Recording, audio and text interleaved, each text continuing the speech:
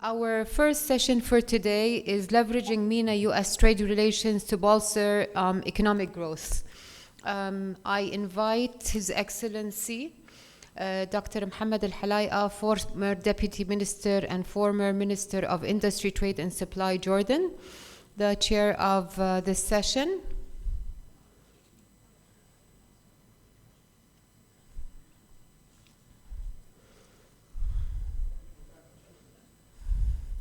Okay, so we have a lapse of 2 minutes. I apologize for this.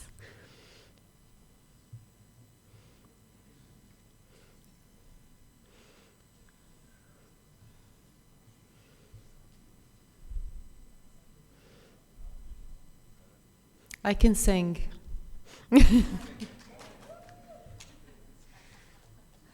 We'll take this opportunity to introduce the speakers for this session. We have Dr. Abdul Hamid Mamdouh, King & Spalding Senior Counselor and WTO former Director of Trade and Services and Investment Division.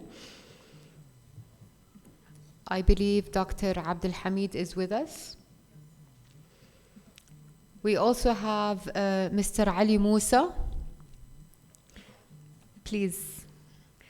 Mr. Ali Musa is the Vice President, AmCham Bahrain, and Vice Chairman of SEMIA, JP Morgan Chase Bank. أهلا وسهلا.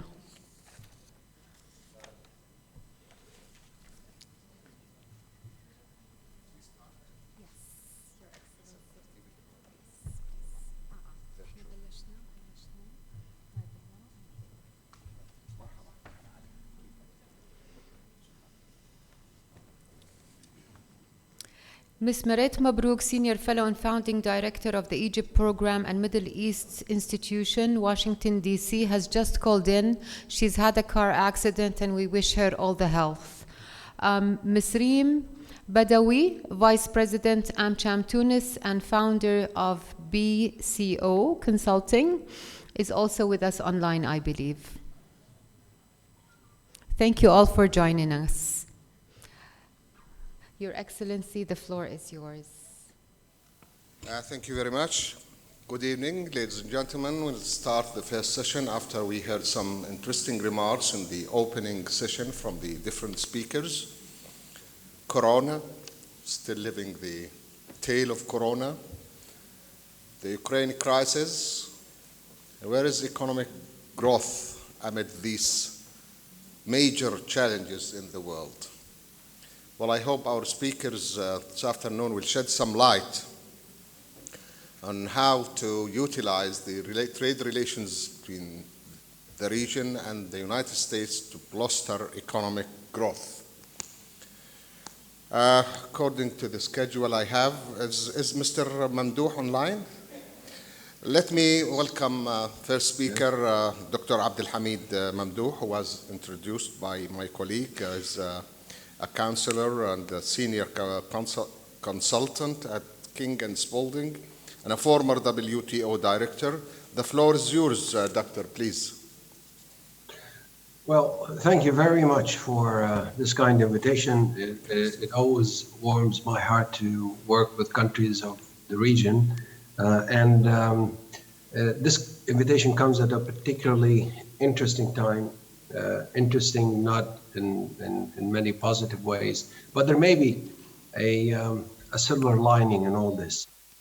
And the subject, of course, that I would be talking about, which is trade relations between the region and the United States, is a very timely subject as well. Now, within the few minutes that I have to address you, I would focus really on three aspects. One point, which is I don't need to expand on a lot, is placing this conversation about trade relations in the broader context of the global big picture today, and what is happening in the global economy, the factors, the drivers now that are influencing so many things around us. The second point I would want to touch on is the state of play in international trade today. I say international trade because I mean both multilateral as well as regional.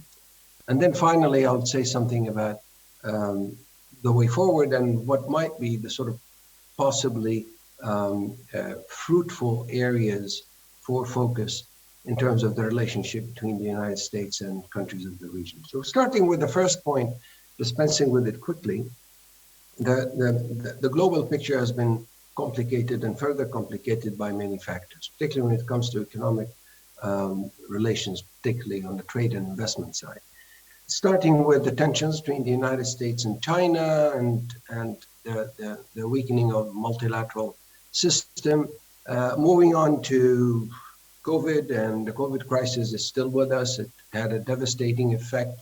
We're starting to limp out of it in a way that is a bit uneven, creating problems of inequities and distributional issues in terms of what happened from different countries responding to the pandemic, the imbalances resulting from unequal capacity to spend, as well as what we're left with in terms of debt burden. I'm sure all these things you can unpack each one of those factors, but I'm not going to go into those details, but I think it's important to keep all that in mind. And then ending up with the Ukraine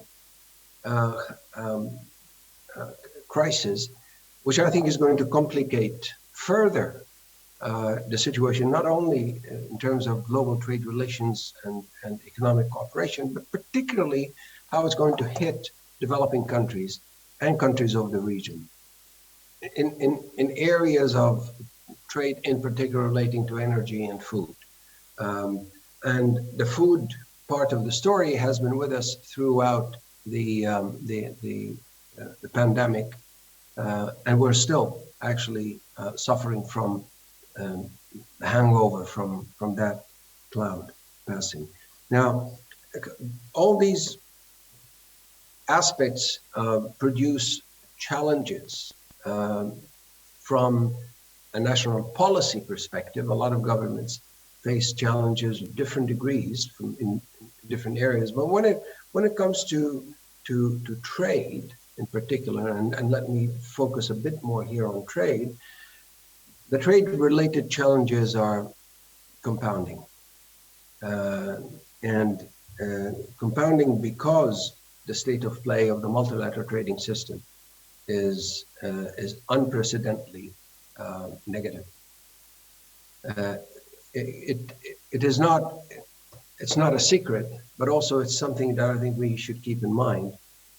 You know, the multilateral trading system represented in the WTO was created in 95 as a means of providing predictability and stability in trade relations between countries based on a rules-based system that has treaty structure with legal guarantees and enforcement instruments and all that. Now, for that to weaken, of course, that gives way to a shift from a rules-based system towards a power-based system, which is, in my view, a very negative shift because it undermines predictability and stability. And when I say predictability and stability, you might hear me repeating this term frequently because I think this is the primary goal of the system. It's not just to open markets and liberalize. Of course, this is part of it, but the predictability and stability aspect is what is critical for the system because that's what feeds into investment decisions and job creation and the rest of the logical chain of cause and effects between policies and outcomes that we know. So that part is undermined. And it is still facing tremendous challenges, the multilateral trading system. Now, moving to the second part of the international trade picture, which is regional agreements, well, that has been progressing. But the point here is that they're not mutually substitutive. You cannot substitute the multilateral system with regional. Of course, but can you use regional trade agreements usefully? Absolutely. The whole design of the international trade system is based on the respective roles of multilateral and regional. And regional trade agreements are tremendously useful. And they actually, in my view, fulfill certain tasks that the multilateral trading system would find difficult to advance in. And here, bear with me a bit, because I don't want to get too technical, but when it comes to trade liberalization and trade relations, it's not just about market access. First of all, it's not just about trade in goods. It's also about trade in services, which is 70% of the global economy today. But whether it's goods or services, trade negotiations and trade agreements today are not just about market access and not about border measures anymore. They're more and more about behind the border regulations. And the hindrance that you get from and the obstruction you get from regulatory practices now is becoming more critical than the transparent trade restrictions that we traditionally aim to liberalize through trade agreements. And what we have seen in terms of advances over the past, say, 15 years in what I would call the new generation of regional trade agreements is the focus on regulatory cooperation, the focus on regulatory convergence. And regulatory convergence always facilitates cross-jurisdictional and cross-border trade. Good. What does that mean for the MENA region and relations for the United States? It means actually that, and that's my personal view, there's a tremendous potential here. The US is the biggest market, the biggest economy, and also it's relatively open compared to other markets. But what you find today and what you will find increasingly in the US market, because it's a regulatory sophisticated market, it's a market that is regulated through sophisticated regulations. And one good example of an area in which you can see this illustrated very well is the area of digital trade, which of course is of increasing importance because of what we have witnessed during the COVID pandemic and all this. Digital trade today is becoming a critical area of trade. But digital trade and negotiating the facilitation of digital trade between countries and different jurisdictions is going to rely on the extent of regulatory cooperation.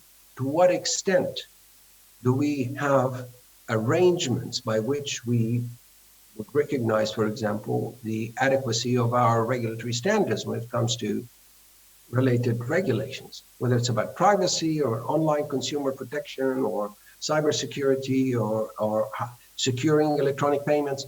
These have become today the critical tools for promoting trade between countries. Now, regional cooperation between the MENA region and the United States so far has been taking place through bilateral agreements, bilateral FTA agreements.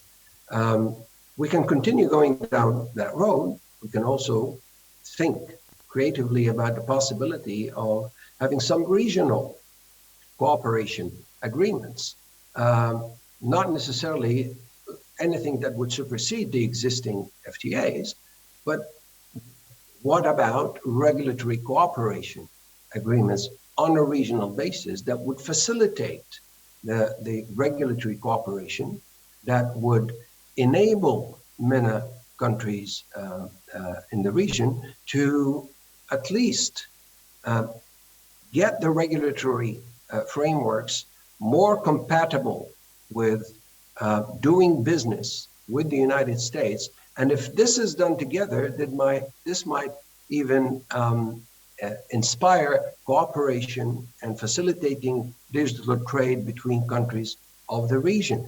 One area in which cooperation can actually achieve a lot of objectives, be it about helping SMEs or gender equality and empowering women economically, or even in terms of cooperation between regulatory agencies. We can talk about this for a long time, but let me stop here and say there is a tremendous potential for cooperation between the United States, particularly since the United States looks at the Middle East region as a region with a tremendous strategic importance. And that strategic importance of the region, I think, would incentivize the United States to invest more time and more effort in building up further cooperation. But it is also important for the countries of the region to think creatively about new areas of trade cooperation. Let me stop here and thank you very much once again for this kind invitation and the pleasure and honor to address you today. Thank you, Dr. Al-Hamid. I think you pinpointed some crucial issues on the importance of legislations, trade transparency, and market accessibility, and the huge absorption power of the United States market. But can I ask you quickly if you have any ideas? I think the main challenge now for the MENA region is the supply chain. And this has been interrupted during the corona pandemic. And again now during this crisis between Russia and Ukraine, we have a big challenge. What, in your opinion, can the MENA regions do to avoid the impact or the negative impact of the supply chain? Thank you. Well, that's an excellent question, and I would divide the answer to that question into two parts. One part would relate to long-term policies of how to improve the resilience of supply chains, and the second part would be about the short-term crisis. And the short-term crisis, I think, are things that we can do little about. If there is a war, if there is tension, if there is a pandemic, the question would be one of firefighting. How do we address this crisis in the most appropriate way possible? But also having those crises have drawn our attention to the importance of resilience of supply chains as opposed to efficiency. And sometimes you need to strike the balance between efficiency and resilience. Part of the resilience of supply chains, and I would focus here on maybe 2 or 3 specific issues. Supply chains rely on services trade, transport, logistics, trade facilitation, border measures. It's about facilitating the flows of goods and services between across borders and between jurisdictions.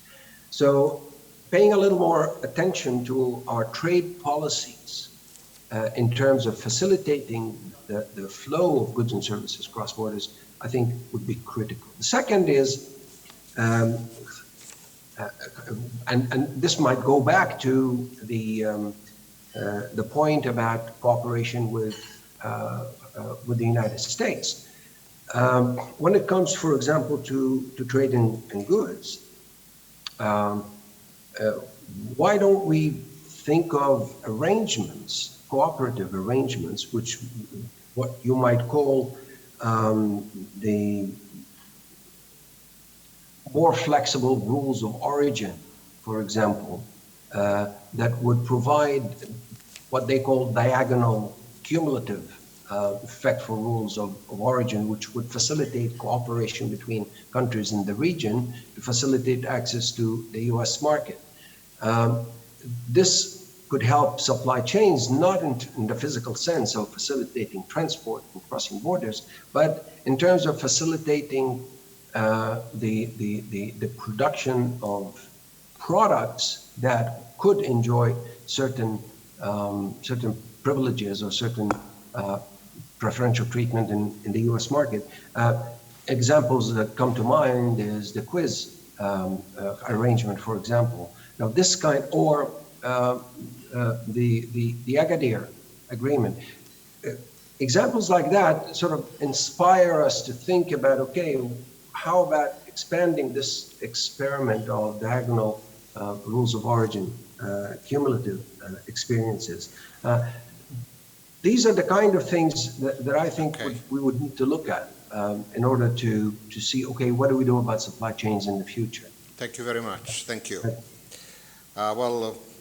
Let me welcome Mr. Ali Musa, who came all the way from Bahrain. He's the Vice Chairman and Senior Country Officer at JP Morgan Chase Bank. Thank you, sir, for coming. The floor is yours. Thank you, Dr. I think it's working now.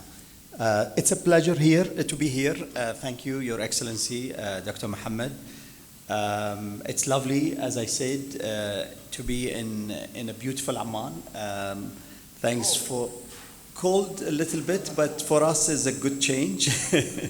So I'm looking forward for spending time with you this afternoon and tomorrow, hopefully.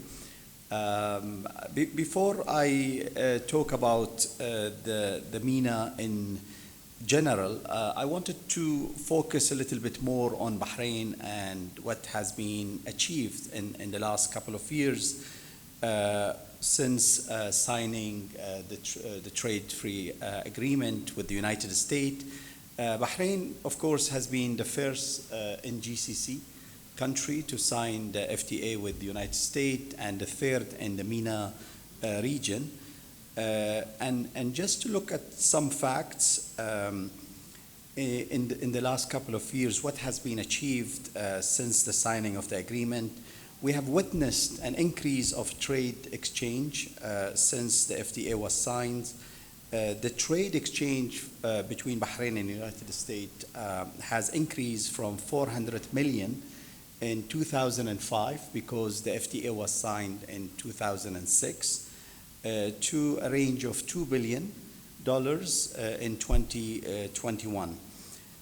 On the export side, on non-oil sectors, Bahrain has exported around 1.33 billion to United States, makes United States the third largest party to Bahrain in terms of the value of the total exports that we had in the non-oil sector. On the import side, Bahrain has imported 740 million from United States, makes United States the sixth largest counterparts in terms of the total value. Just recently, before we come here, Bahrain has strengthened ties with United States by signing 6 strategic agreements. This was as a result of His Royal Highness Prince Salman Al Khalifa, the Crown Prince and Prime Minister of Bahrain.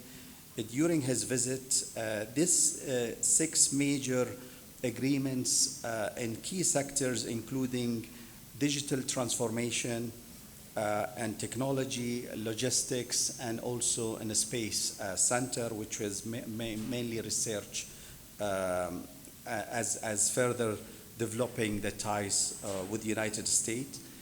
Similarly, as part of the initiative led by His Royal Highness the Crown Prince, Bahrain has recently announced the creation of the U.S.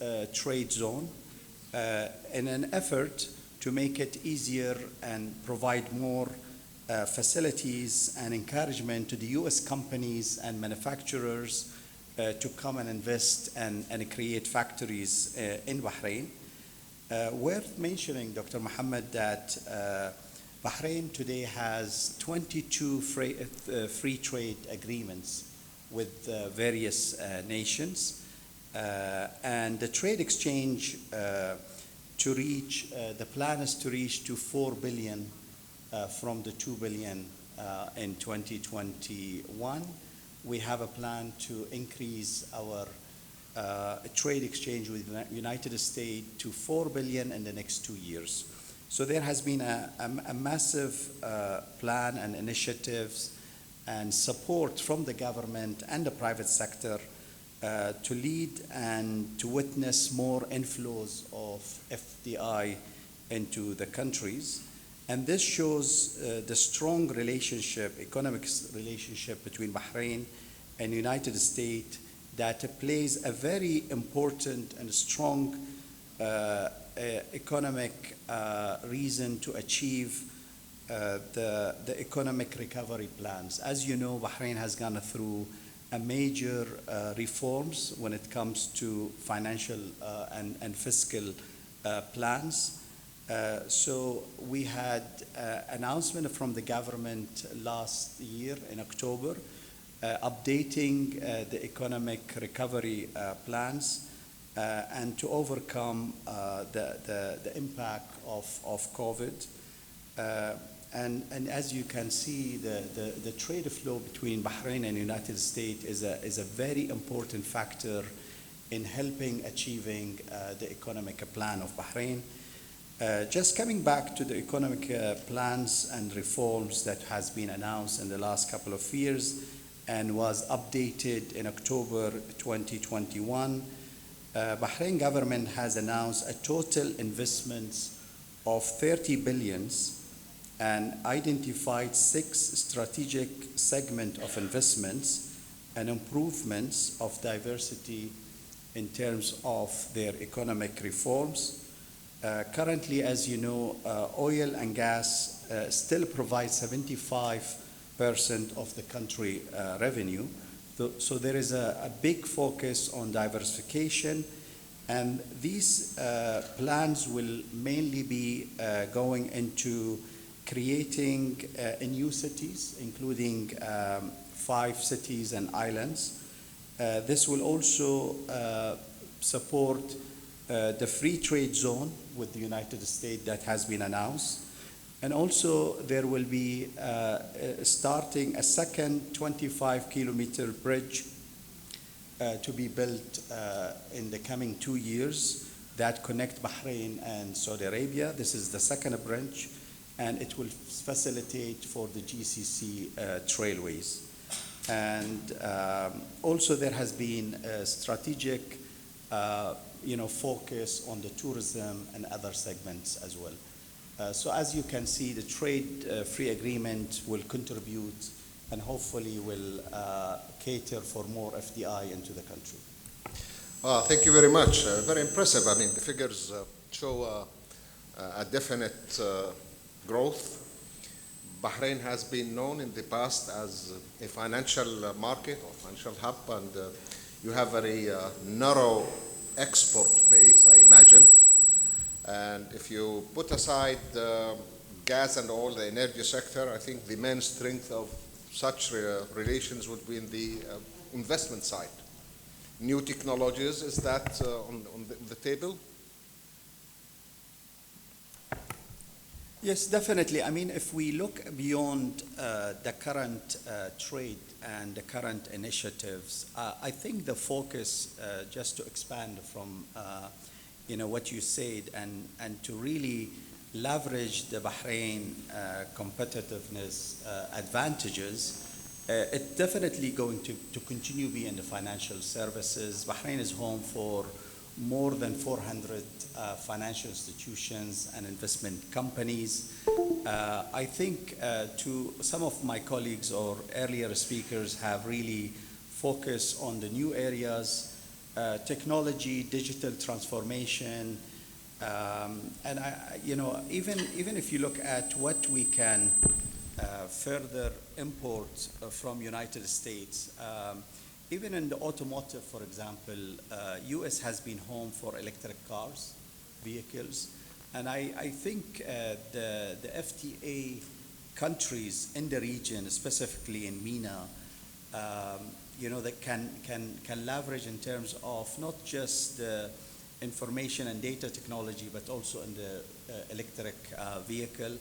I think His Excellency the Ambassador mentioned on the environmental benefits. There are more countries, especially the MENA region, and I think we are well positioned. And to be fair to Jordan, I think Jordan stand in a very good positions because you have invested here in solar energy, and that gives you an advantage edge. The rest of MENA countries, they need to catch up, and I think the free trade agreement will provide an excellent base where we can leverage more of green energy as well and benefit from the advanced technology in the United States. Very well, thank you. I think probably we might, as private sector, think of a partnership between Jordan and Bahrain. Both are members to the agreement with the United States. Small population, but highly educated. Probably this is an area where private sector in both countries think of joint ventures for the sake of export to the United States, benefiting from the agreements we have. But thank you very much. Shed light on the situation in Bahrain regarding the relations with the United States. Thank you. Well, our third speaker virtually, Mrs. Merit Mabrouk, Senior Fellow and Founding Director of the Egypt Program, the Middle East Institute. Are you with us? Not yet?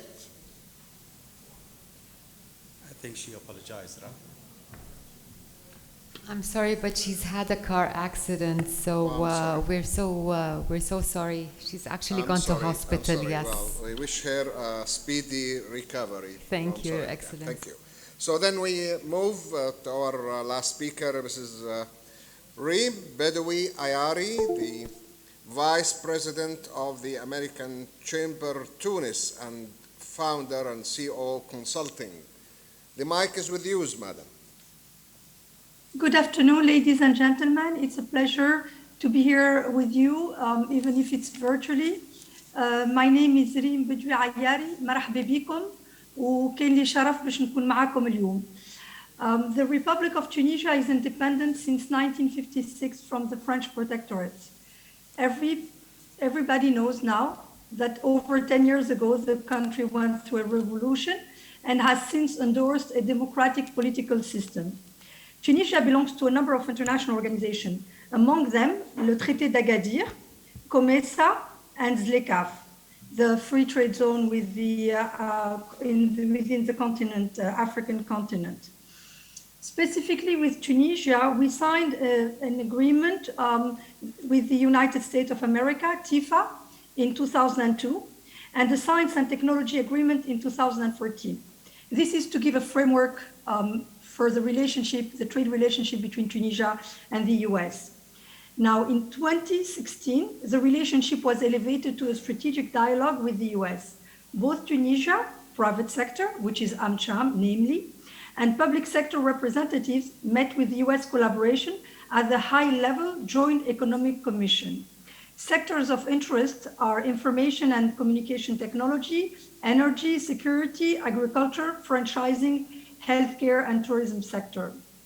Now, all this being said, Tunisia remains the 99th trading partner with the US, and a trade balance of a total of $931 million US dollars. Those are USTR numbers from 2019. Tunisia merely exceeding by $9 million US dollars. Now, AmCham Tunisia fully supports an FTA with the US. Benchmarking with other countries in the region, it has obviously boosted trade, uplifted private sector practices and manufacturing standards to motivate US market entry.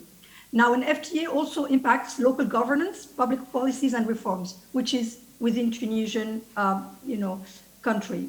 AmCham Tunisia has long called for these changes and voices the expectations of a private sector in need of international market access and US investors, especially after the revolution and the post-COVID area.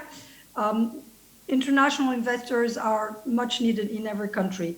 So now, not only does it boost trade, investment, but more generally, the doing business framework, intellectual property regulation, digitalization of the administration, competitiveness, etc. The impact is also clear on trade infrastructure and innovation. Preliminary talks indicate that the US administration is now modeling free trade discussions on the new USMCA agreement, which is clearly a constraint in Tunisia. USMCA is the new NAFTA, for those who are more familiar with the NAFTA agreement. US North Africa, North Africa, North America, I keep saying this, US North America Free Trade Agreement. It can also set barriers for trade among MENA region country. So basically, we think that an FTA is much needed with the US, but we also think that an FTA could sometimes slow down or put some barriers. And one of our best example is the poultry import limitation of Morocco that had an FTA with the USA and basically find itself a little bit limited to import poultry from countries that are not exceeding exporters, which is how we were listed, and so we could not export our poultry anymore to Morocco. So now AmCham Tunisia called for a more flexible FTA agreement that opens the path to inter-regional trade. In order for the USA to boost trade in the region, we need to keep the dialogue with private sector. A growing and healthy economy leads to political and social stability, which is very important for Tunisia. When launching Prosper Africa in Tunisia in 2020, an MOU was signed on the side.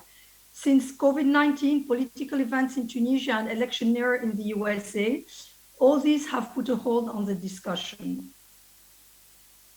We think that an FTA is important, but we also think that existing mechanisms used at their best can officially boost trade. Let's look at the NGP. So the NGP of the US General Trade Preference. So AmCham analyzed the NGP numbers as of 2021, only to find out that $20 million worth of taxes were unclaimed by US importers.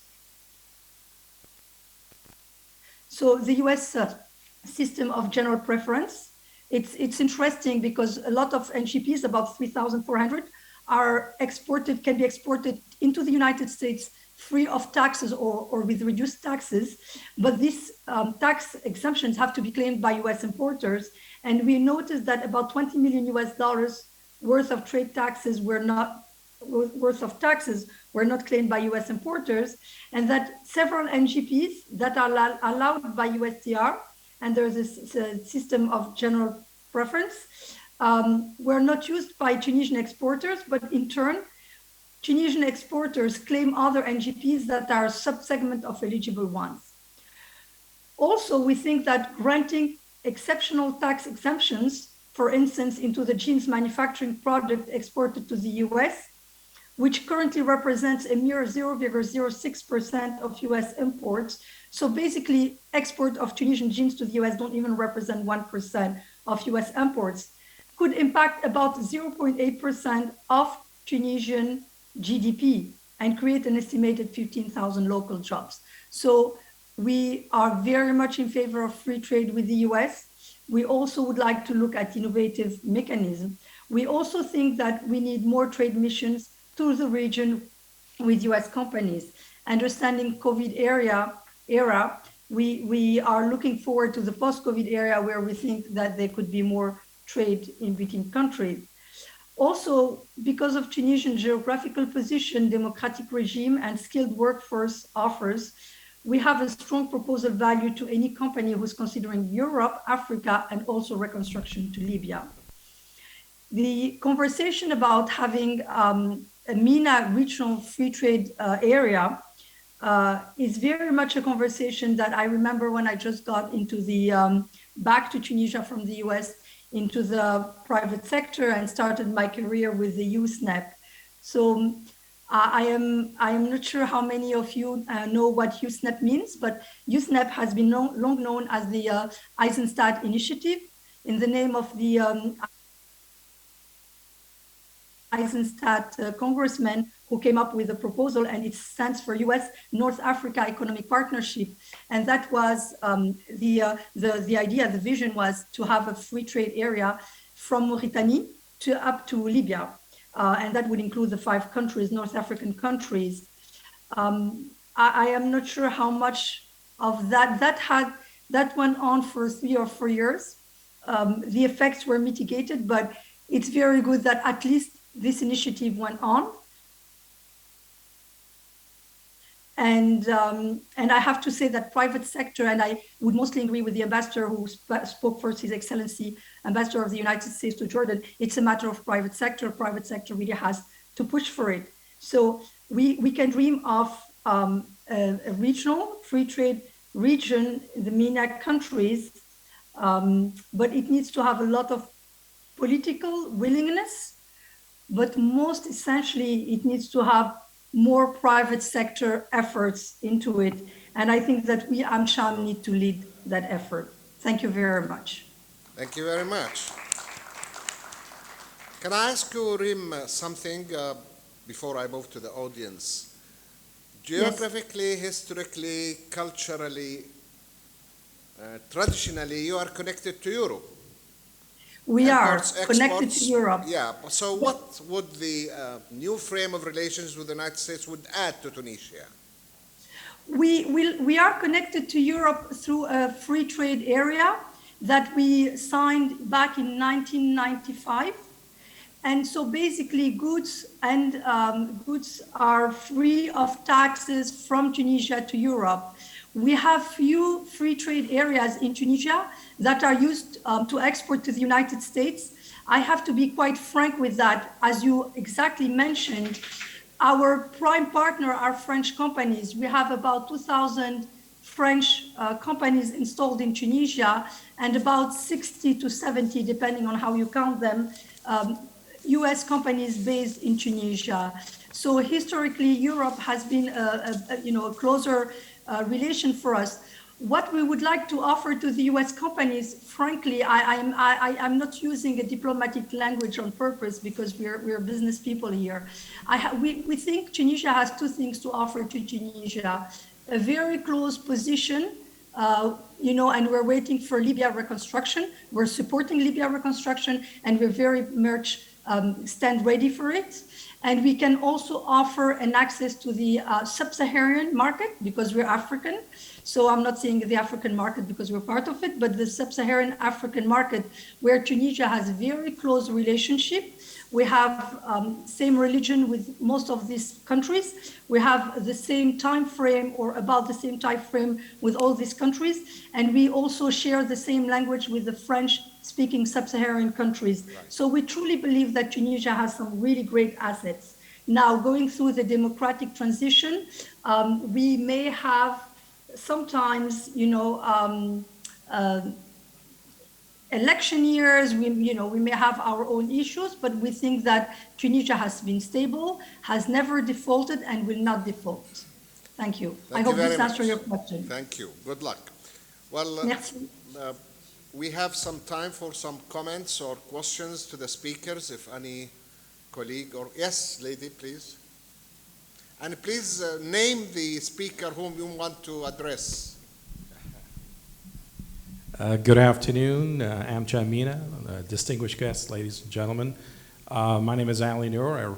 I represent Kailani Food Center, an importer of food from the U.S. in particular.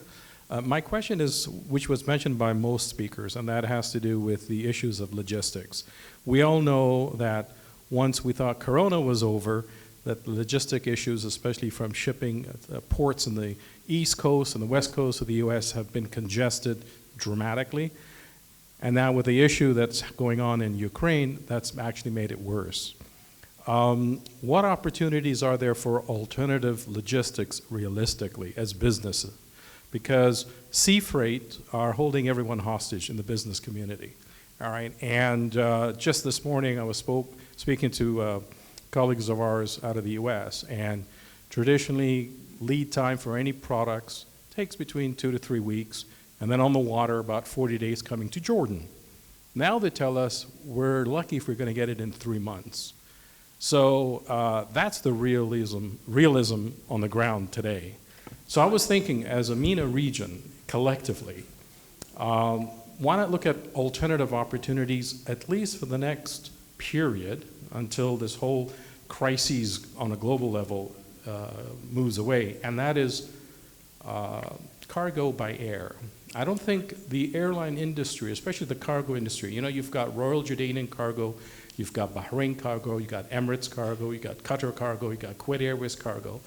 Why don't they collectively really unite, and then we can both export from the MENA region and import from the US.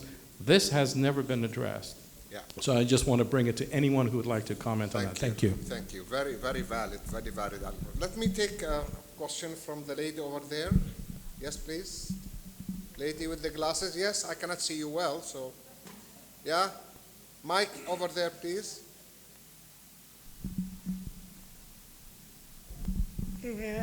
I am from the private sector from Jordan, Lina Handele. I work in trade and in manufacturing. I want to go practical.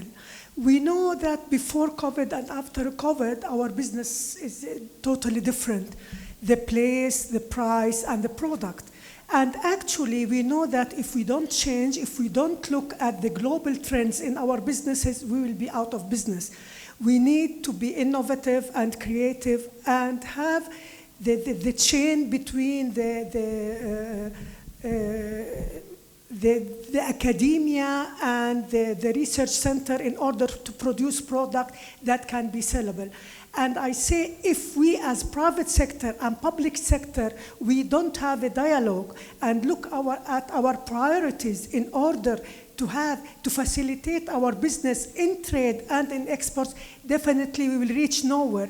We need to work together in our country and even in the US, maybe if we can share experiences, because we have a potential and we need to unleash our potential. Without having the dialogue, we will reach nowhere. So I think the best way is to look at our priorities together with the public sector in order to facilitate our business. Thank you. Well said, Laila. I think genuine partnership between the government and the private sector should be there to address the major issues. The government will not ever be able to solve the issues by itself. And they need the thinking and the directions of the private sector to formulate a short-term strategy, at least, to cope with the COVID or the current crisis. Thank you very much. But I advise you to attract, for the attraction of the government, send them some of your delicious chocolates for the ministers, and they probably come to you, listen to you. Anyway, yeah, sorry. No, I just wanted to, reiterate that we are still under shock of the disruptions that happened during COVID. And I think that was a good alarm for all of us. I mean, not just on a trade, but the overall supply chain has really suffered. I mean, there are countries that remain out of stock for certain goods for months. I usually use positive examples when it comes to Bahrain, as representing Bahrain, but it's not a secret to say today if you want to buy a car, American car in Bahrain, you have the waiting time is almost like 6 to 12 months. And this is the case in the whole GCC, and I would believe this is the case in the whole MENA region as well.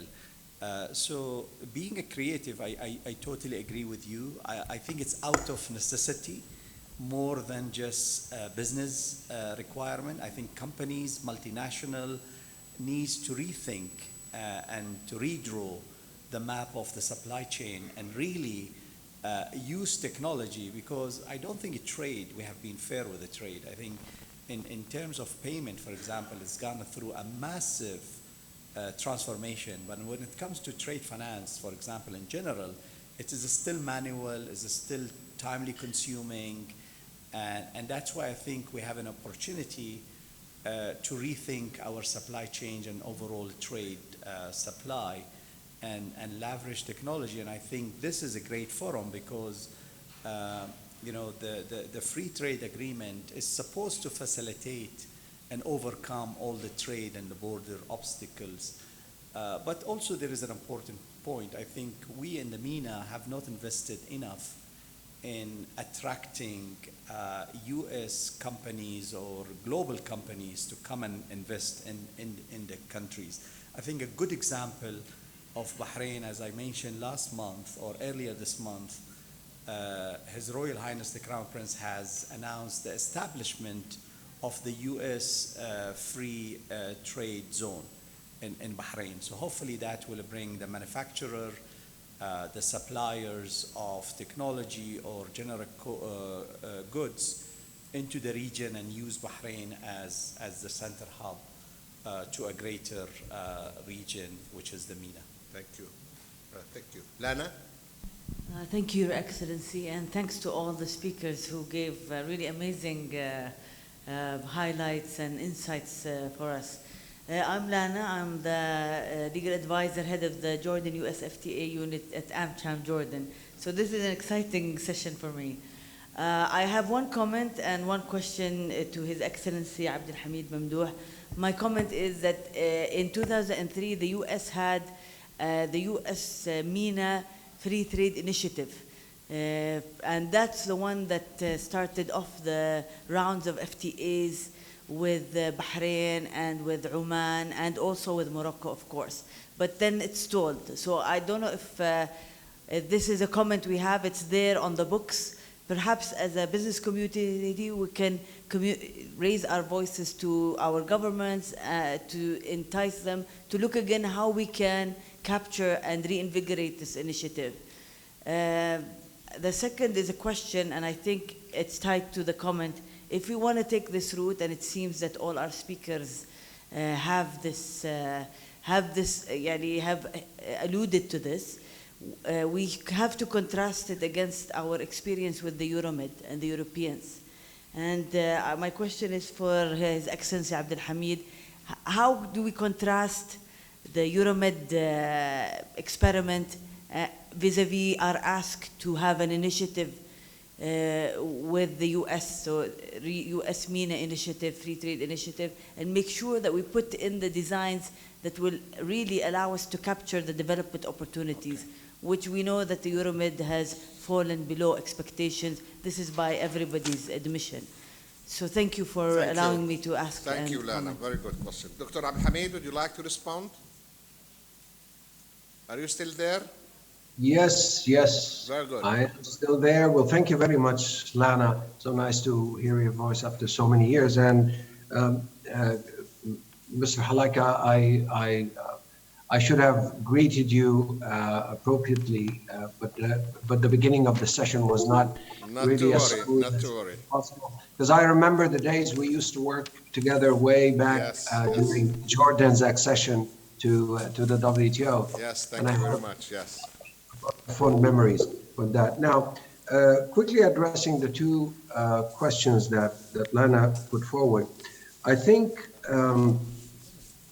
with respect to how to reinvigorate the MENA FTA initiative of 2003, you would need, I think, the kind of political will to say, okay, we need to have a project that brings the MENA region together and with the U.S. Now, you can take that off the shelf. You said it's 2003, which means that it's almost 20 years old. So there's a lot of updating that might need to be done to the details. But certainly the concept itself and the initiative would be definitely worthwhile. And if you can mobilize the private sector interest that would inform the political direction for that, I think it would be great. On the second question, I think the Euromed initiative also has suffered over time from being a bit outdated. I agree with you that it fell short of expectations, but I think if you're looking at how this can inform a more sound approach or a more informed approach to an initiative with the U.S., I would go back to the substantive elements that actually you would need to think about in the case of a project with the U.S. Time has passed, and it's not just the fact that we're in 2022, but also what experiences have we been through, including the crisis that we're going through now. And that would point, in my view, in the direction of trying to update our view of what an FTA should address by way of issues. When it comes to trade and goods, for example, just to give you a few examples, there's a lot that can be said about trade facilitation, cross-border flows, facilitating trade. So the idea of diagonal accumulation of rules of origin on a regional basis that will facilitate exports to to the US is something that is worth exploring. Regional cooperation is going to be of critical nature, whether we like it or not, because trade more and more is being inhibited now by behind-the-border regulations, not by border measures.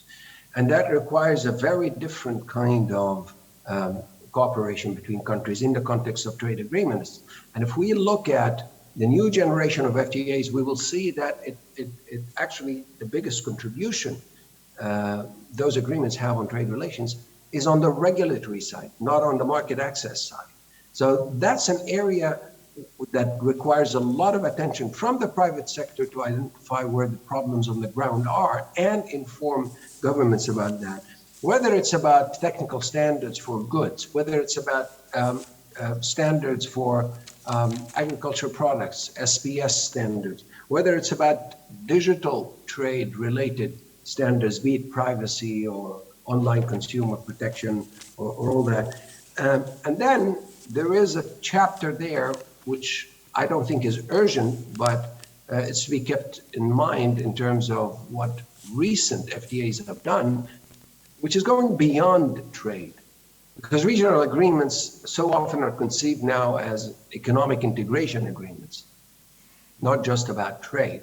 So they will have an investment chapter. They might also include provisions on environmental protection or other policy areas of cooperation. But this is something to think about. But what would be important, I think, to think about now in drawing upon the Euromed experience, moving towards a US approach, I think it's going to those substantive elements and see, okay, what have we done in the Euromed on those questions, and what would be desirable for us as a region to embark upon with the US? I hope that answers at least part of your questions. Thank you, Dr. Hamid. Good to see you, although virtually, and thank you for reminding me of the vivid memories during our session to the WTO. Before I conclude this session, I would like to bring up two comments. First, for the GCC countries, isn't it time that this council think seriously of establishing a sizable sea airline for cargo handling? You have the money, you have the ports on the Gulf, on the Dead Sea. This is time. This is, I think, crucial. I think that we have to learn lessons. And you could serve your own interest and the interest of the region. It's time, I think, rather than relying on international freight companies. I think this is time probably to think of something for the MENA region. My second comment is to you, Lana. You have to think of the following differences between the relations with the United States vis-a-vis that of Europe. United States, we are dealing with a single country, and that's a superpower economically and militarily. In Europe, you are dealing with so many countries. There is the demographic factor, the geo-proximity, and there is, of course, the cultural effect as a result of the colonialization era. So there are differences. There you are dealing with a single country, a centralized policy making decision. There you have different countries with different views. But I think we have to try to catch each opportunity to enhance our relations with Europe, with the United States, for the benefit of this region, for more peace and stability. I would like in your name to thank the speakers for their excellent presentations, and thank you the questionnaires for their input, and thank you the Chamber for inviting me to chair this session. Have a very good evening. I think you deserve a cup of coffee after this session. Thank you. Good day.